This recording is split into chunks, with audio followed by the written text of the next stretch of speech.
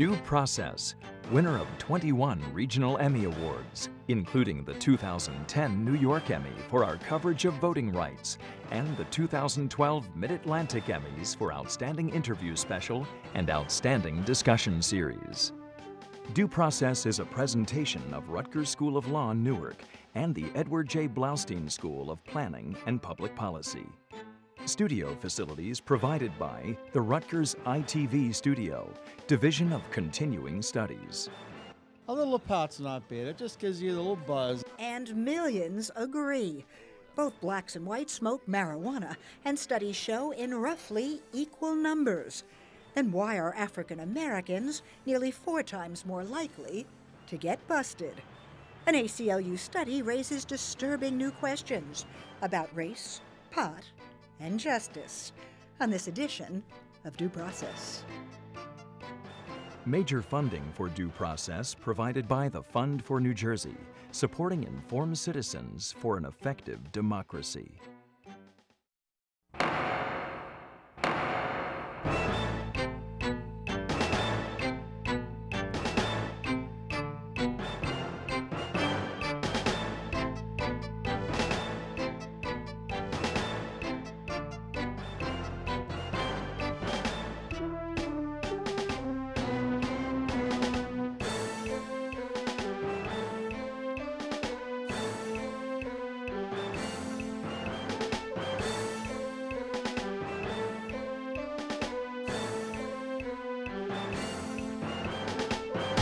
So you smoke marijuana, but what's your chance of arrest?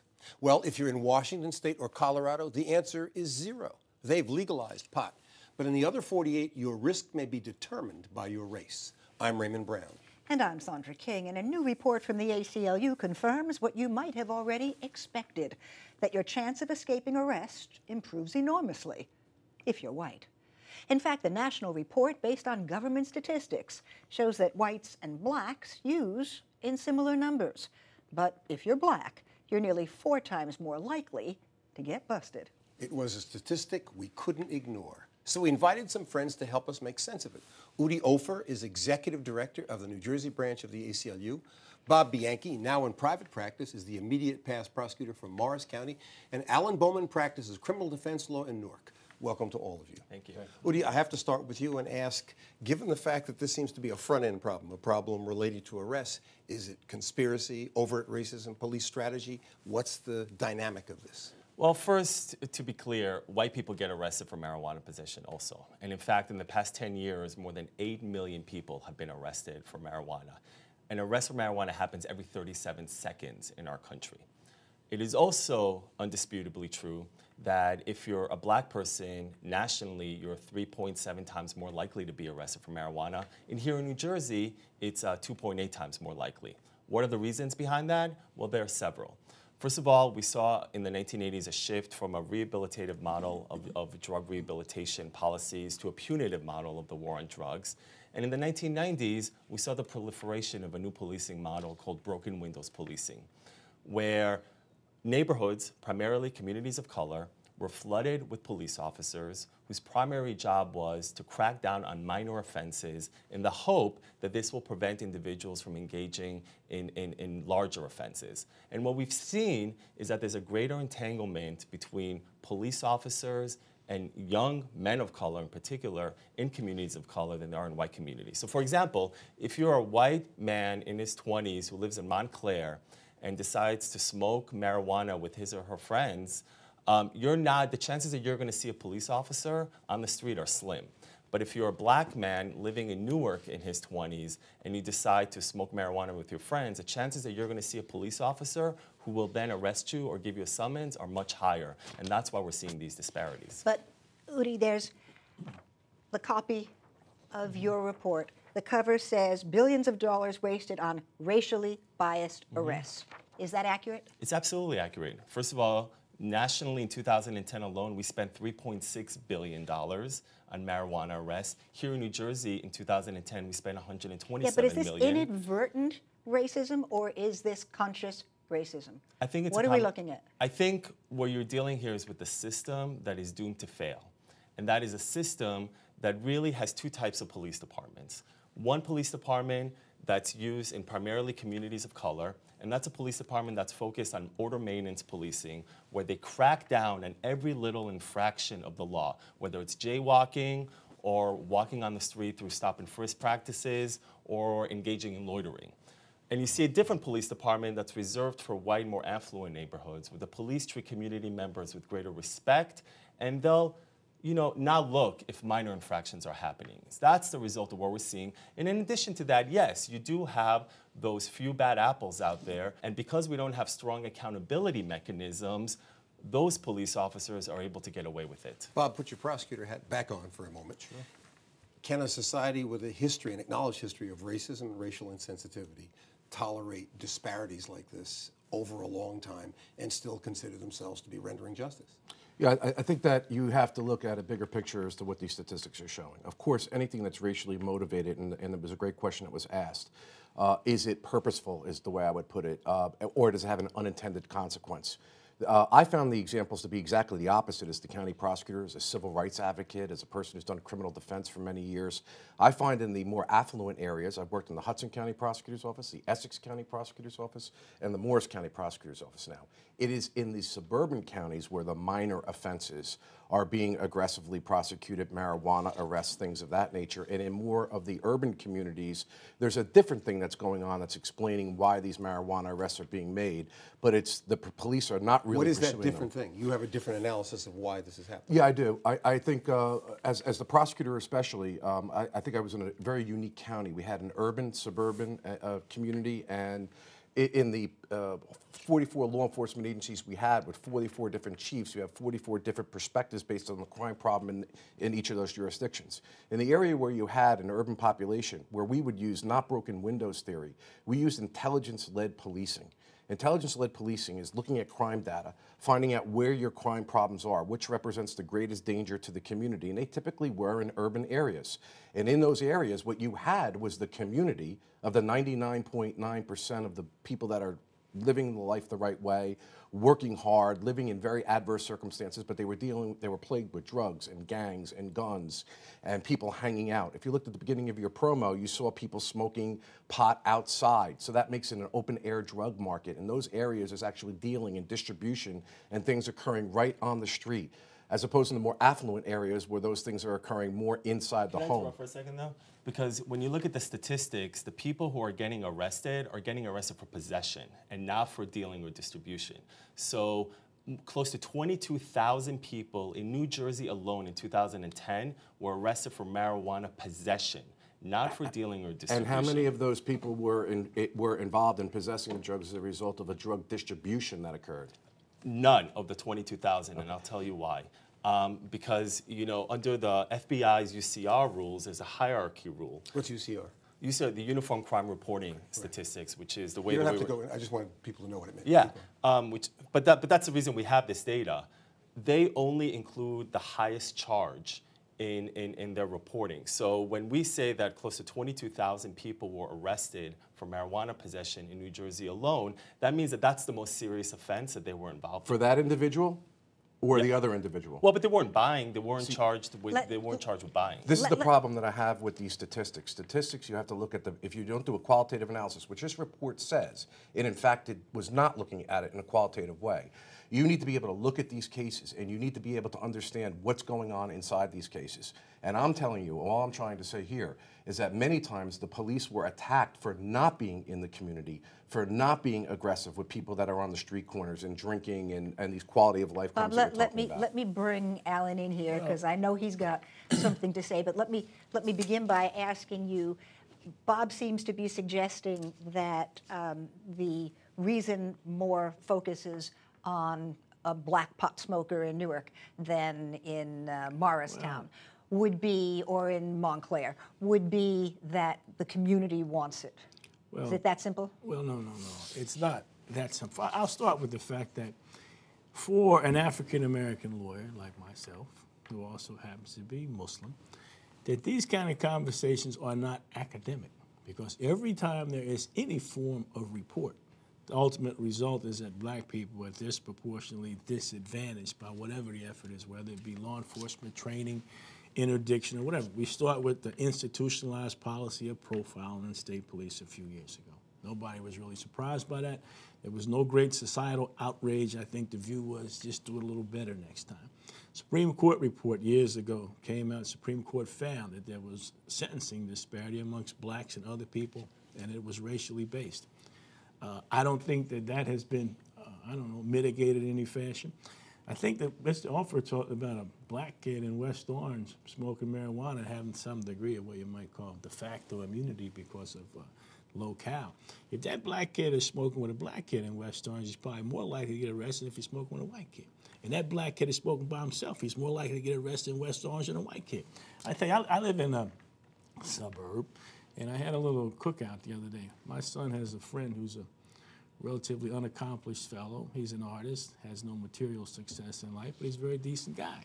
Came over for the cookout. I said, you know, you never start coming over again so we can talk. Yeah, that kind of thing. He said, Mr. Bowman, whenever I ride into this neighborhood, the police harass me. I said, well, I understand it, and to some degree in my neighborhood because of the taxes, and you got little kids playing. Yes, I think the community supports a certain level of blind eye to rights because they want to keep the community safe, but it's not appropriate. Right, let me ask the question to all three of you. I mean, the sentencing schemes that exist in the United States and in New Jersey have for decades been designed to be offense-based and designed for the purpose, ostensibly, of eradicating differences in race based on sentencing.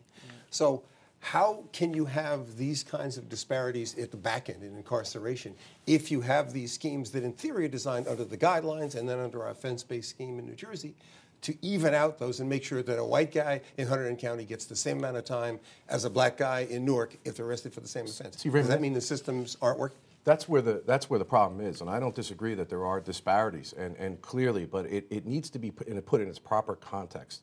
I do not believe for the majority of law enforcement, and I did civil rights, there are cops that are bad cops out there. They need to be taken care of, no question about it. But when they put past the 1,000-foot law, for example, or the 500-foot law afterwards, being tough on crime, and with all these mandatory sentencings that prosecutors themselves do not like and judges don't like, in my opinion, a majority of them, because their hands are being tied. What you're talking about are statutes that give mandatory sentences if you're arrested within a certain distance of a school. Sure. Okay. So when And who was hit hardest? The African American and Hispanic populations, and we need to understand that's not as a result of something law enforcement is doing, but if you were to look at the 1,000-foot map, we call it, or the 500-foot map, when I was an assistant prosecutor in Hudson County, virtually I believe every street within Hudson County and Jersey City was within 1,000 foot of a school. So for the same offense, where African Americans or Hispanics that are in public housing, for example, are clearly going to be within those jurisdictions. In Hunterdon County, as you mentioned, for the same exact offense, is not within 1,000 foot or 500 foot of a school. What's the consequence for the same exact activity? The person that's within 1,000 foot goes to state prison for a mandatory 3 years to 5 years, 3 years for parole and eligibility, where the person in an affluent area that is not next to those schools or what have you is not sent to jail and to give them probation. And worse yet, and just one thing before Alan goes, is what we started to see where arrests are being made at 4 o'clock in the morning on a Sunday and in the summertime when school is not even in session. And those people still, under our laws, were under the mandatory sentencing guidelines. When the defense objected to the disformity, if you will, between the two places, they passed guidelines. The Supreme Court indicated that unless you treat everybody equally, you have to give everybody the same exact sentence. So that basically started warehousing people like Cordwood in state prison. Alan, go. Yeah, you have to ask the question, from my perspective, as a prosecutor or a lawmaker, you know, the sort of, incipient question is whether or not it makes sense to criminalize marijuana, particularly small amounts, and to have people walk around adjudicated guilty of paraphernalia because they had rolling papers in their pocket. And they go to get a job, he had paraphernalia, must be some bad fella, and maybe it conjures up some view in somebody's house that they had, somebody's might have had a syringe or something. I think that has to be, if I was a prosecutor of a county or any place else, I would start with that concept with respect to whether or not this is sensible, efficacious law enforcement from the very beginning. And in fact, Alan, that's where the report, the ACLU report, winds up. That's right. Your most important recommendation? Well, is that marijuana should be licensed, should be regulated, and should be legalized for people 21 or over. But there's a national report. What's been the response of legislators across the country? Oh, Bill Brand, who was the police commissioner of New York City, the police commissioner of LA, is now being considered again for New York, for the NYPD, said that it is inevitable that marijuana will be legalized in the United States. But he's not a legislator. He's a prominent police officer who served in some pretty The elite legislators positions. take very seriously. There are plenty of lawmakers here in New Jersey and across the country that believe that marijuana should be legalized. How many are willing to come out and say that and be accused of being soft on drugs? Well, that is an issue. And one of the reasons for this report was to try to inform the narrative and inform the conversation in a better way to show that, number one, we are spending billions of dollars a year on policies that are ineffective. And this is a key point. If the goal of the war on marijuana was to reduce marijuana use in the United States, we have failed. In 2001, there was a government study about frequent users of marijuana that found about 6% of the population had used marijuana in the past month. In 2010, that same study found that it was 7%. But let me come back to the point you made earlier. If you can't name the legislators who would favor this, because they've spoken to you in confidence, Sure. but say we want to move ahead, the kind of rational analysis you're suggesting, which is cost, benefit, and then look at the consequences, requires a deliberative legislative process. And I know you quoted Bratton, but really do you believe that it's likely that in New Jersey, for example, there'll be a serious legislative debate, that the House Judiciary Committee is really going to look carefully at this and fold this into legislation? I think what's going to happen in New Jersey is that we'll first have a decriminalization of possession of marijuana of 50 grams of less, which is about 2 ounces. When do you think that can happen? I think that will happen soon. I think, the legislative session is pretty much over already. We'll have a lame duck session, so I don't know if it'll happen this year, but I think it's going to happen soon. I think that will be the first step, decriminalization, and then the next step after that will be legalization, and I'll tell you why. Because Washington State alone, which just legalized marijuana, predicts that they will make about $500 million in new revenue because of this one policy change alone. So smart law enforcement people, smart fiscal conservatives, and libertarians will come together and realize that this is a policy that makes sense for everyone. And civil rights community. And yet, Bob, I suspect that you would not argue with Udi's point that, in fact, there has not been progress in eradicating use of marijuana. And yet, I also suspect that you would not favor either legalization or decriminalization. Well, I have a problem with the decriminalization because, again, you're putting the law enforcement community, and it depends on how it's done. If it's done with an attorney general guideline so that the police officers Well, Udi would rather legalize. Well, we're talking about two different things. Let's talk about decriminalization first. Right. Okay. If you're to do that, then police officers themselves have been charged with official misconduct for improperly exercising their discretion. Okay, so what about legalization? Well, look, that's a policy question, and I agree with this, that the legislators need to discuss. But aren't you the kind of person who should be consulted on exactly that kind of policy I think that the question? Prosecutors Association should be consulted, and the Prosecutors Association does weigh in on bills. But they don't do things by just looking at a massive amount of statistics. They do things by talking to, and I would suggest, and I've been told, that one of the best group of people to talk to are drug addicts. And people will tell you how marijuana for them, and this is the argument you'll get on the other side of this, was a gateway drug for them. Well, but Whether that's so is true alcohol. Or not. But that doesn't mean that two wrongs make a right. Let me ask Alan a question, which is interesting. It seems to me that this is not a secret. This is an interesting study. Nothing in it is new, in the sense that we've known about significant racial disparities and drug incarceration for years. So, Alan, in the courtroom every day, everybody knows. The judges know, the prosecutors know, defense counsel know. Does it affect decision-making? Do prosecutors, in your experience, take into account that this really isn't, if this black kid's arrested, it wouldn't have happened if he were white in the same town? Do judges in sentencing take it into account? Well, openly or in some other way? Marijuana in small quantities, under 28 grams, I believe, is processed through municipal court. I don't have a significant municipal practice, but what a lot of people don't understand, how many times do they stop a car and the way they get in the trunk, we smelled marijuana. So you search the rest of the motor vehicle or you find a gun, that sort of thing. It's kind of like a convenient pretext for a lot of things. Now, when you talk about not being in favor of legalization, decriminalization, they decriminalized gambling when they made Atlantic City. And they thought they'd make money at it. So I suppose that's similar to what Washington State's hopefulness is. A lot of people became gambling addicted, that kind of thing. Things come with that. People are making money, just not New Jersey. But as Sandy says, I don't see a functional distinction between marijuana and alcohol, other than the fact that marijuana, I don't know, politically and otherwise, people are allowed to take a stand. I'm tough on drugs, that sort of thing. It's not a narcotic like heroin or cocaine, anything of that nature. And it's become a very strong and destructive pretextual tools for police officers to get involved in somebody's life. I said, smelled pot, that kind of thing. Standing in a hallway smoking pot. Neighbors call, they search them, they find 3 or 4 guns, that kind of thing.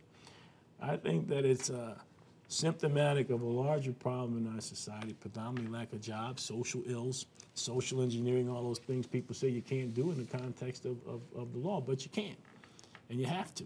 And Udi, you had something you wanted to Yeah, and I think I agree with everything that was said, and I'll add one additional factor, and that is new policing practices, and specifically new practices on how to measure productivity among police officers. Since the 1990s, there's been a huge emphasis on what's known as CompStat policing, which is a new data management system that tracks what do police officers do every day.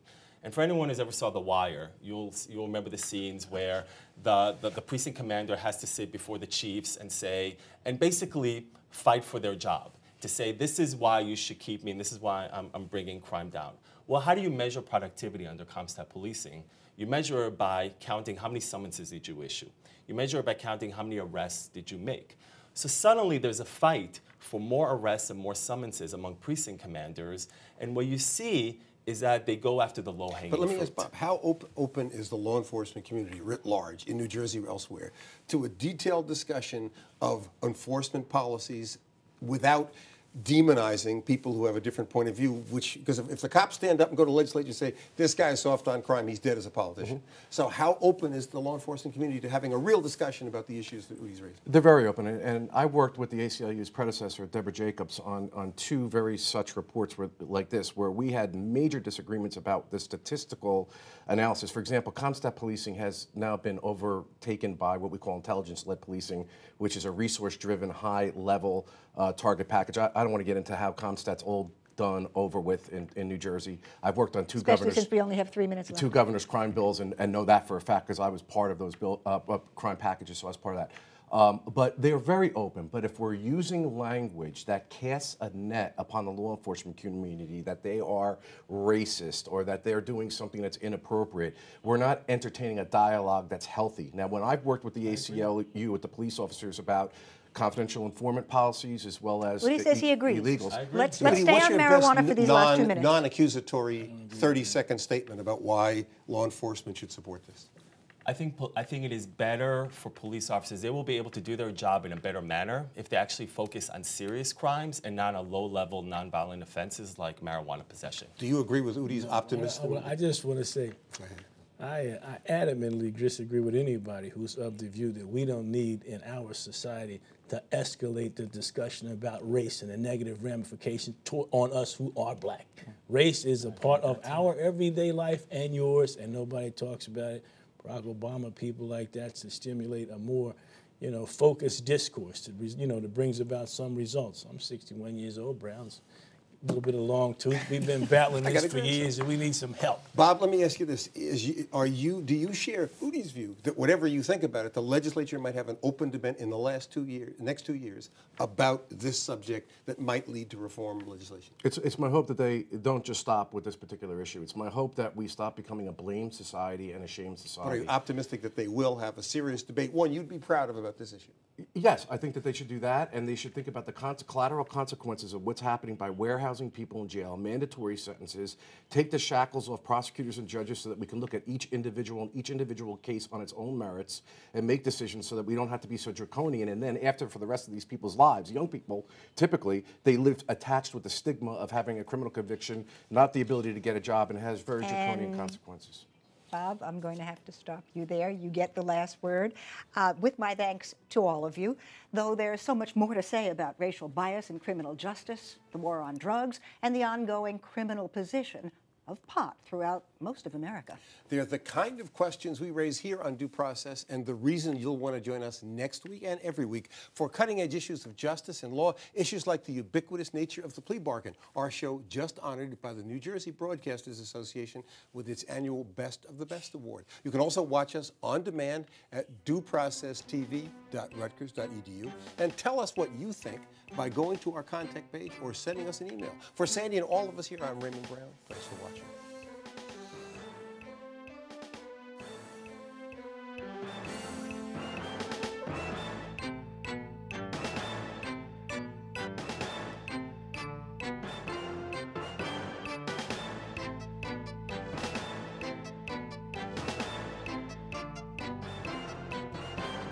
Studies clearly show that white adolescents and young adults are much more likely to smoke marijuana than African American youth.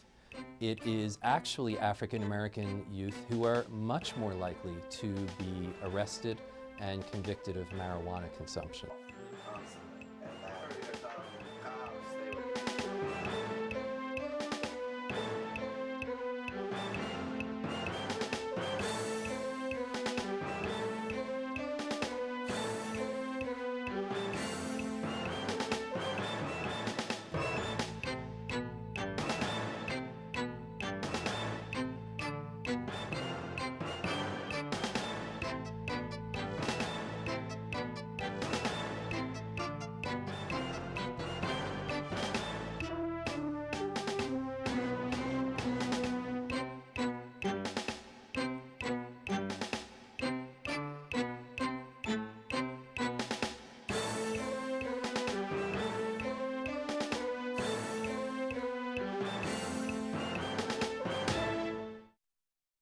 Want even more insight on law and justice? Become a fan of Due Process on Facebook, follow us on Twitter, and watch us on demand on YouTube.